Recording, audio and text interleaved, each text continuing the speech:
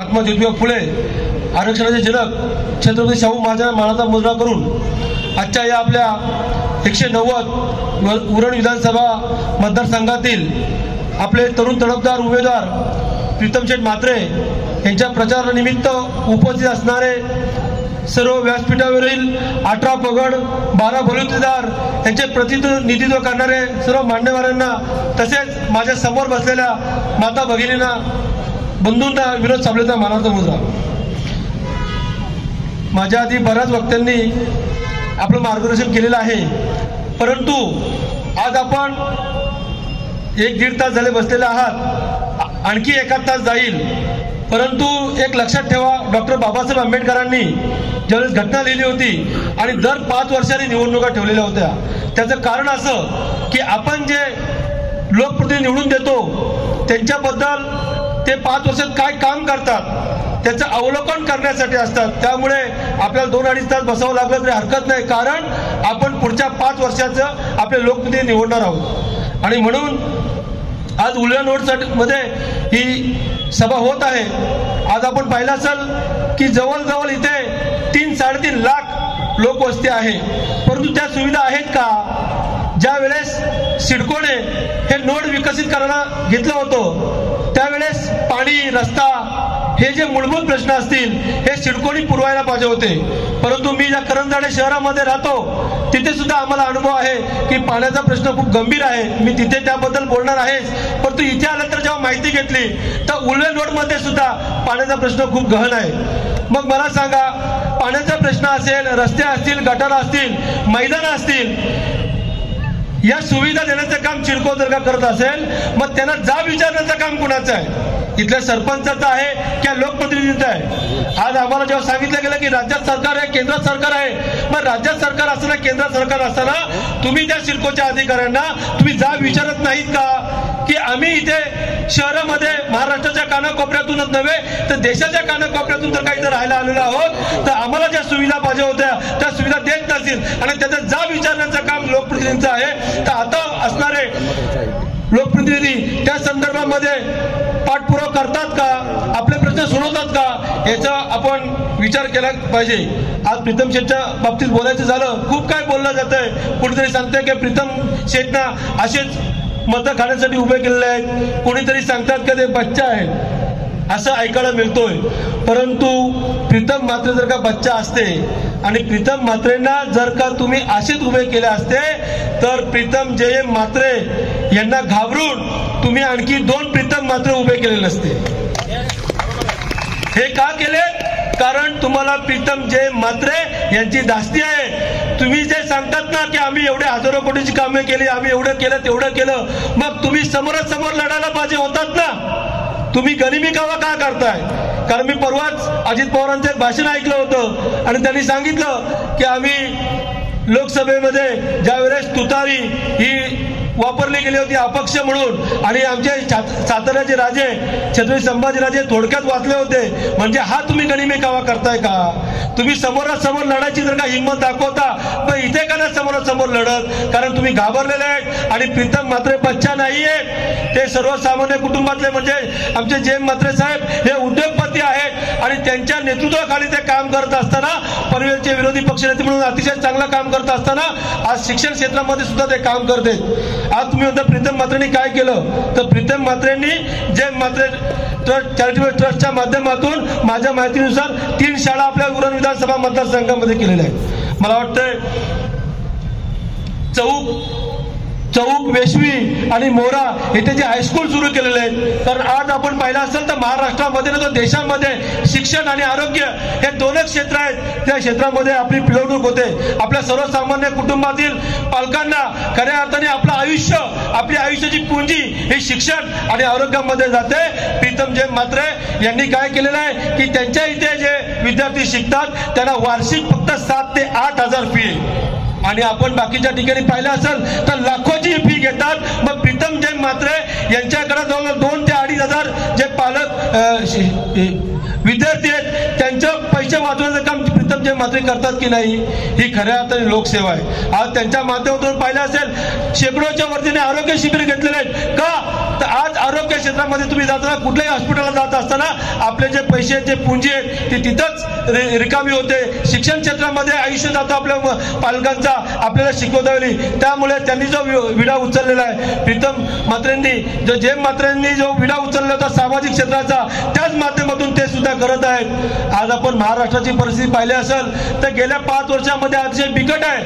आज महाराष्ट्रामध्ये जातीमध्ये धर्मामध्ये तेढ निर्माण करण्याचं हे काम भारतीय जनता पार्टी करत आहे. आपण मगाशी महेशजींनी उल्लेख केला की खरोखर मराठा आरक्षणामध्ये आम्ही काम करत असताना गेली 20 वर्ष आम्ही काम करतोय, परंतु असं सरकार कधी पाहिलं नाही की ज्यांनी आमचे जरांगे पाटील साहेब ज्यावेळेस आंदोलनाला बसले होते आणि आंदोलनाला बसलेले असताना तिथे भाऊ कीर्तन चालू होतं, कीर्तन चालू होतं, आमच्या माय भगिनीचे कीर्तन करत होते आणि तिथे तो लाठी हल्ला केला आणि आमचं जेव्हा रक्त सांडलं तेव्हा महाराष्ट्रामध्ये पुन्हा एकदा वादळ निर्माण झालं आणि त्या वादळाने कशा प्रकारे इथं महाराष्ट्र हादरून सोडला होता.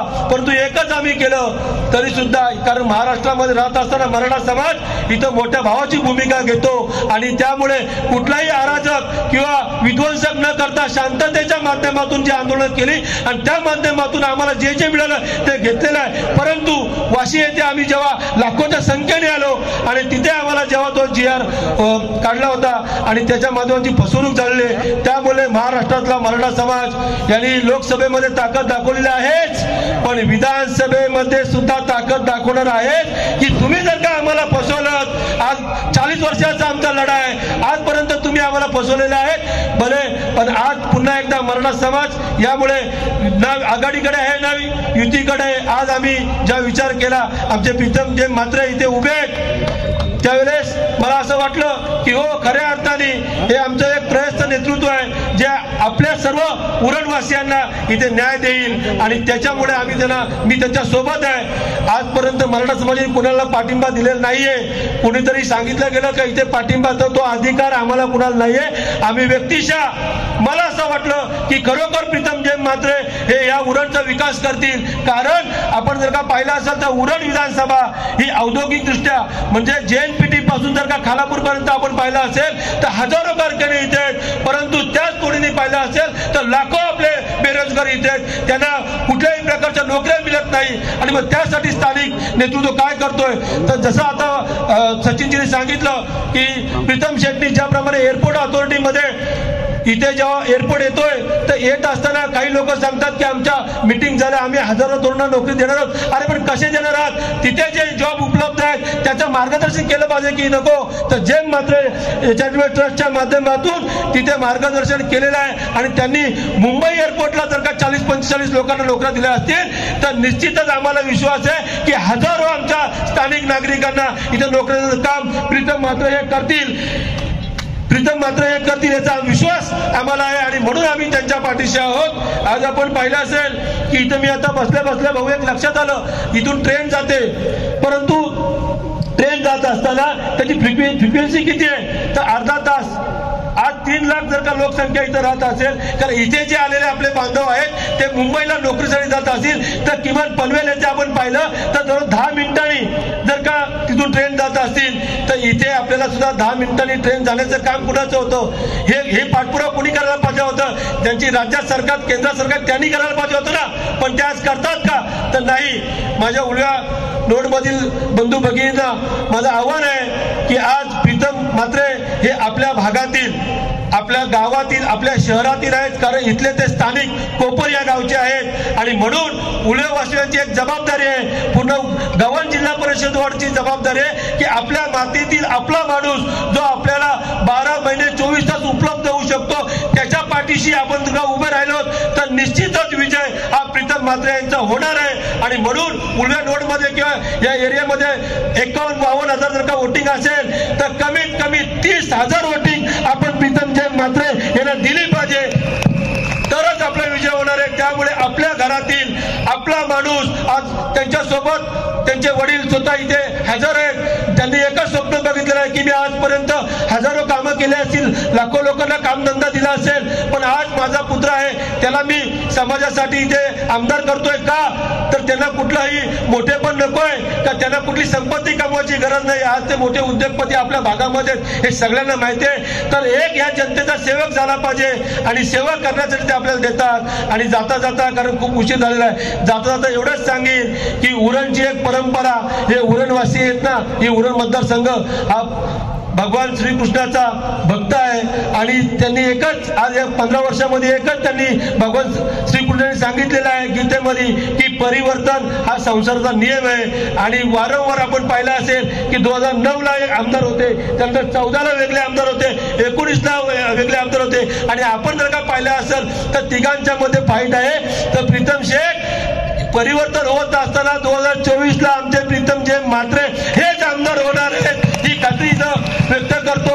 परंतु गाफील राहू नका, गाफील राहू नका, कारण कशा पद्धतीने आता निवडणुका होतात ते लक्षात घ्या. आणि पुन्हा एकदा सांगितलं की डॉक्टर बाबासाहेब आंबेडकरांनी 5 वर्षांमध्ये निवडणुका ठेवलेल्या आहेत. त्याचं कारण असं आहे की आपले जे आपण लोकप्रतिनिधी निवडून देतो ते आपले काम करतात की नाही. जर का आपले काम होत नसतील, उल्वे शहर खऱ्या अर्थाने पाण्याचा प्रश्न इथं खूप गंभीर आहे, तो पाण्याचा प्रश्न पण जर का कोण सोडत नसेल तर आपला स्थानिक जे आमदार असतील, जे प्रीतम जे म्हात्रे हे आपला प्रश्न सोडतील. त्यामुळे आपण आपल्या पोटाचं, कारण आपल्याकडे ताकद नसते हो, एकदा एखादा आमदार निवडून आला, खासदार निवडून आला तर आपण त्याला काही करू शकत नाही, जा विचारू शकत नाही. फक्त 5 वर्षांनी हे बोटाची ताकद आहे, हे बोट आहे आपलं, हे बोट आपण जर का योग्यरित्या वापरलं आणि बॅलेट पेपरवरती 6 नंबरला प्रीतम जे म्हात्रे यांच्या समोर शिटीचा बटन आपण दाबून आपण त्याला निवडून द्यायचं आहे. फक्त भाऊ तुम्हाला एकच आश्वासन देतो जाता जाता की गेल्या वेळेस सुद्धा मी शिटीचा प्रचार केला होता आणि शिटी निवडून आणली होती. आता उमेदवार बदललेला आहे, पण या वेळेस सुद्धा शिटीचा प्रचार आणि शिटी निवडून आणणार आणि प्रीतम जे म्हात्रे यांना आमदार करणार. एवढंच बोलताना माझे 2 शब्द संपवतो.